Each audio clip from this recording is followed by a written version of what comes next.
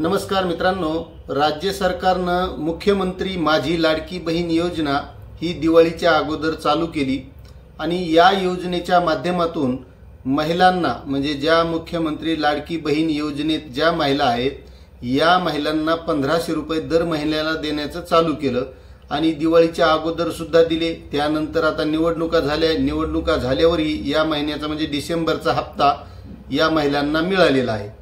आता यामध्ये एक महत्त्वाची गोष्ट आहे की बऱ्याच महिलांना पीएम किसान योजनेचे पैसे मिळतात, त्यानंतर नमो शेतकरी योजनेचे पैसे मिळतात। आता या महिलांना यामध्ये चॉईस करायची आहे म्हणजे पसंती द्यायची आहे। आता या महिलांना नेमके पैसे कोणते घ्यायचे तर त्याबद्दलचीच माहिती आपण आजच्या व्हिडिओमधून घेणार आहोत। तत्पूर्वी मित्रांनो, या वेणुगंगा टेक यूट्यूब चॅनलमध्ये मी रामेश्वर नवटके आपलं स्वागत करत आहे। मित्रांनो, तुम्ही जर आपल्या चॅनलवर नवीन असाल तर चॅनलला सबस्क्राइब करून घ्या, लाईक करा आणि इतरही मित्रांना शेअर करा। तर मित्रांनो, मुख्यमंत्री लाडकी बहीण योजनेमध्ये 1500 रुपये हे मुख्यमंत्री लाडक्या ज्या बहिणी आहेत या महिलांना मिळतात म्हणजे ज्या पात्र आहेत त्यांना। आता यामध्ये काय होणार आहे, यामध्ये छाननी होणार आहे। आता छाननी झाल्यानंतर ज्या महिलांकडे 4 चाकी वाहन आहे, ट्रॅक्टर सोडून इतर कोणतंही जे वाहन आहे तर ते वाहन असणाऱ्या महिला यामध्ये अपात्र होणार आहेत। म्हणजे त्या सदस्यामध्ये जे कुटुंब आहे त्या कुटुंबांच्या सदस्यामध्ये जर 4 व्हीलर वाहन असेल तर त्या अपात्र होणार आहेत। त्यामध्ये त्यांच्या कुटुंबातील जर कोणी इन्कम टॅक्स भरत असेल तर ते सुद्धा अपात्र होणार आहेत। त्यानंतर कोणी राज्य शासन किंवा केंद्र सरकारच्या पदावर असेल म्हणजे अध्यक्ष आहे, उपाध्यक्ष आहे, एखाद्या समितीवर जिल्हा परिषद सदस्य आहे, आमदार आहे, खासदार आहे, अशा ज्या महिला आहेत त्या सुद्धा अपात्र होणार आहेत। मग आता यामध्ये पुन्हा कोणत्या अपात्र होणार तर ज्या महिला पीएम किसान योजना किंवा नमो शेतकरी योजनेचा लाभ घेत असतील या सुद्धा महिला अपात्र होणार आहेत। मात्र जे आता नवीन कृषी मंत्री झालेले आहेत कोकाटे साहेब यांनी असं सांगितलं आहे की या महिलांना दोन्ही योजनाचा लाभ घेता येणार नाही, त्यांना दोन्हीपैकी एका योजनेचा लाभ घेता येईल।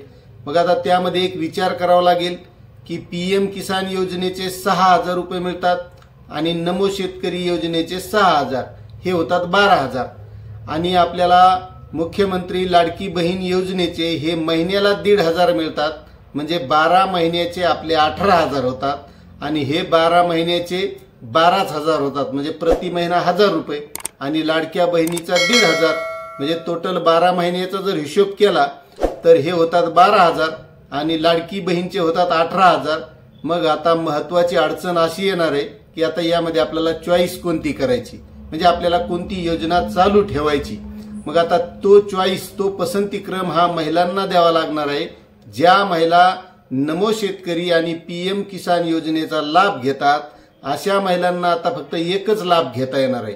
मग आता तुमच्या मतानं सांगा तुम्ही कोणाला चॉईस करणार किंवा कोणती योजना निवडणार, नक्कीच कमेंट करा।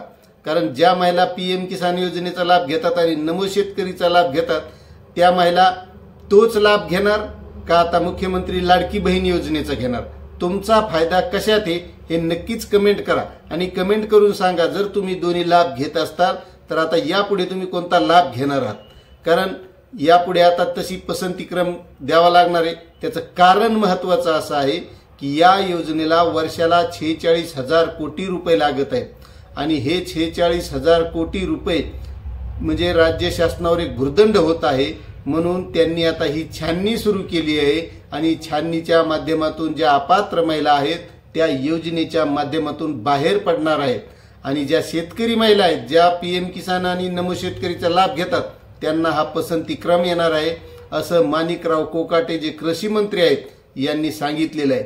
आणि दुसरा विषय म्हणाले आहे ती कर्जमाफीचा। तर मुख्यमंत्री लाडकी बहीण योजनेमुळे शासनावर भुर्दंड पडलेला आहे आणि सध्या तरी शासन कर्जमाफी करण्याच्या म्हणजे उद्देशात दिसत नाही, कारण कर्ज 46,000 कोटी रुपये देणं त्यांच्यासाठी महत्त्वाचं आहे आणि कर्जमाफी देण्याची सध्या तरी शक्यता नाही असं कृषी मंत्र्यांनी सांगितलेलं आहे।